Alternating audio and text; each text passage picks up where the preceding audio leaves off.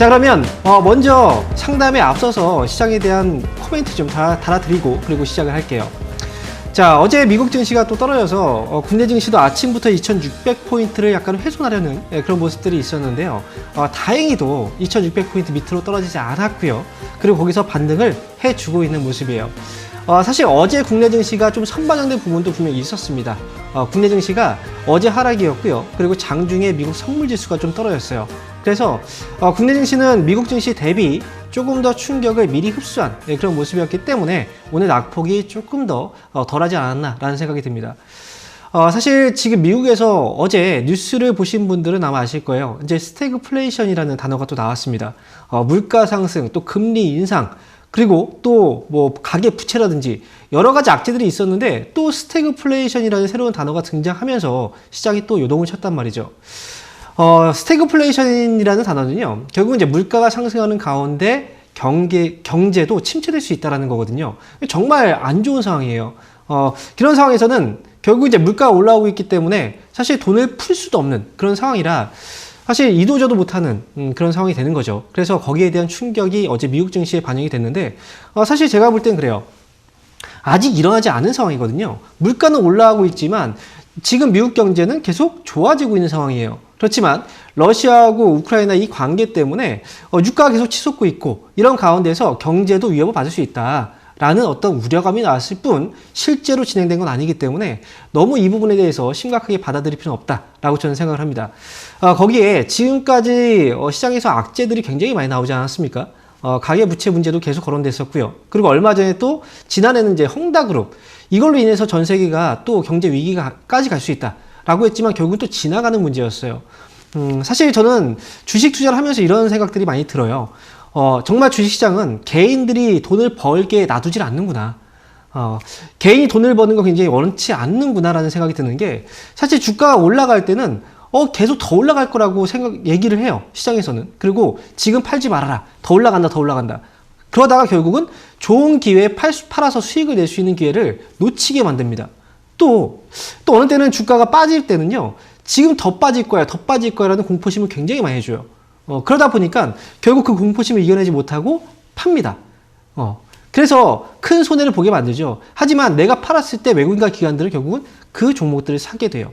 왜 사는 걸까요? 수익이 날 수 없다면 안 사겠죠. 그래서 개인 투자자분들이 특히나 이제 어려워하는 부분이 바로 시간이 지체가 되고 이런 가운데서 여러 가지 그 떨어질 때는 공포감 그리고 올라갈 때는 희망감, 희망적인 뉴스들 이런 걸로 인해서 중심을 잡지 못하고 흔들리는 경우들이 많이 있는데 결국 주식시장에서 최종 승자는요. 돈을 버는 사람이 최종 승자인 겁니다. 그리고 항상 주식시장에서 이런 얘기가 있잖아요. 쌀 때 사야 된다. 즉 쌀 때 팔면 안 된다. 그리고 비쌀 때 팔아야 된다. 즉 비쌀 때 안 팔면 안 된다. 이걸 좀 기본적인 부분들을 좀 생각을 하시고 그렇게 여러분께서 좀 진행하셨으면 좋겠고요. 그리고 한 가지만 더 말씀드리면요. 시장이 떨어질 때는 모든 어떤 악재들이라도 다 끌어와서 시장을 떨어뜨리게 만들어요. 하지만 갑자기 시장이 또 올라가기 시작하면요. 그 악재들이 호재로 바뀝니다. 둔갑을 해버려요. 그렇기 때문에 지금은 이미 시장이 많이 떨어진 상태이기 때문에 여기서 개인 투자자분들이 너무 겁을 낼 필요는 없다라고 저는 말씀드리고 싶습니다. 자, 그러면 저랑 유튜브 상담을 지금부터 진행을 할 텐데요.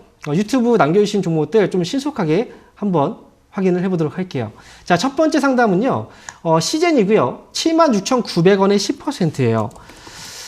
시젠이라는 회사도 사실 한때는 굉장히 많이 주가가 또 올라왔던 그런 기업인데 6개월쯤 지금 보유하고 계시다고 하네요. 그리고 과연 손절을 해야 될지에 대한 판단. 76,900원이면 사실 위쪽으로 8만원 정도 자리까지는 11월 달에 한번 올라왔었어요. 아마도 6개월 정도까지 보유하고 있었다라고 하신다면 8만원이라는 가격, 즉 회복이 됐을 때도 팔지 않고 기다리셨던 거예요. 그래서 저는 시젠은 과거하고 주가가 많이 올라온 많이 레벨업이 된 그런 회사이긴 하지만 앞에서도 설명드렸던 것처럼 이 코로나로 인해서 새롭게 재평가가 된 기업 중에 하나라고 저는 생각을 합니다. 그래서 지금 8만 원 정도의 가격이라면 지금 굳이 손절하지 마시고 차라리 이번에 다시 올라왔을 때 매수가 회복이 되면 그때 정리를 해서 빠져나오는 게 전 좋다고 봐요.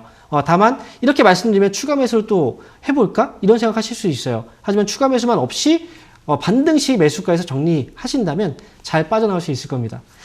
자, 다음 종목도 한번 진행을 해볼 텐데요. 자, 다음 종목, 어떤 종목인지 볼게요. 대상이라는 회사네요. 자, 대상. 이 회사는 25,700원에 지금 매수를 하셨고요. 30% 비중이신데, 26,700원에 30%. 사실 이 회사가 굉장히 위험하거나 이런 회사는 아니에요. 하지만 주가가 약간 좀 무거운 회사라는 걸 알고 계실 거예요. 그리고 아마도 대상이라는 회사를 매수를 하셨다면, 이제 곡물 가격이 또 올라가고 그에 따라서 뭐 식음료 관련주들이 또 올라가지 않을까, 뭐 이런 기대감으로 매수를 하셨을 수도 있어요. 그런데 중요한 건요. 지금 곡물 가격이 올라간다고 해서 이런 완제품 관련 종목들이 올라간다라고 생각을 하시면 안 돼요. 왜냐면, 결국은 이제 중간재잖아요. 곡물 가격이 올라가고 그 곡물을 통해서 이 제품들, 완제품을 생산하는데 이 올라간 그 원재료 가격을 제품 가격에 전이시키기가 굉장히 어렵습니다.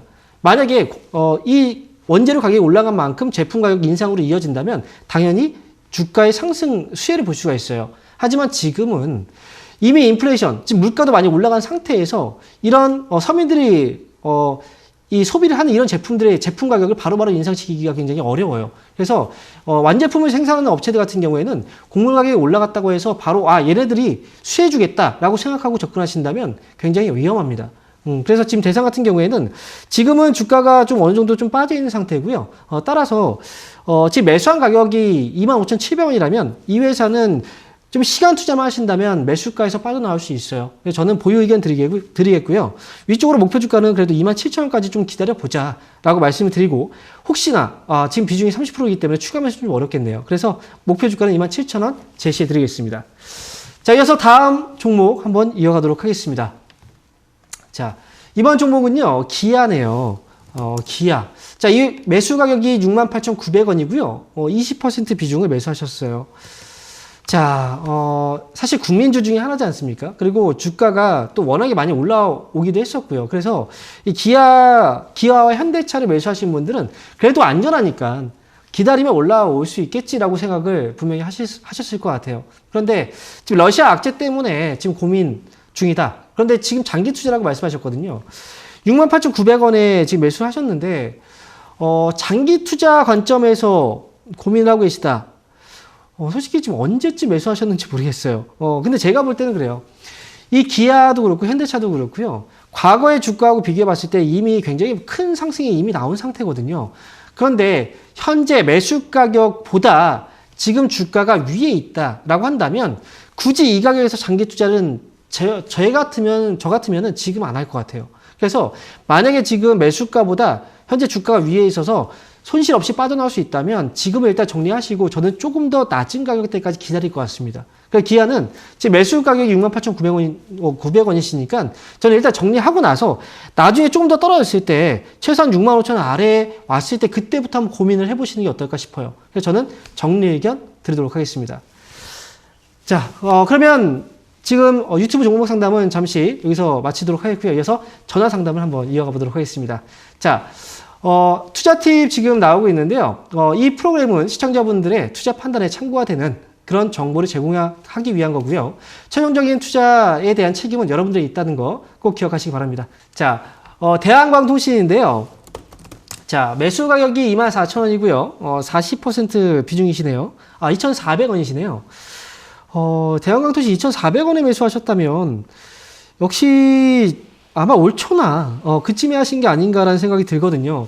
그런데 지금 주가가 이미 좀 많이 빠져 있는 상태이긴 한데 이미 사실 이 기업은 실적이 너무 없어요. 그래서 주가가 빠지는 데 분명히 또 이유가 있었다라고 생각이 드는데 어쨌든 주가 하락이 컸던 만큼 매수한 가격이 2,400원 정도라면 이 정도의 가격은 충분히 또 회복을 해줄 수 있는 가격이라서 너무 걱정하지 마시고요.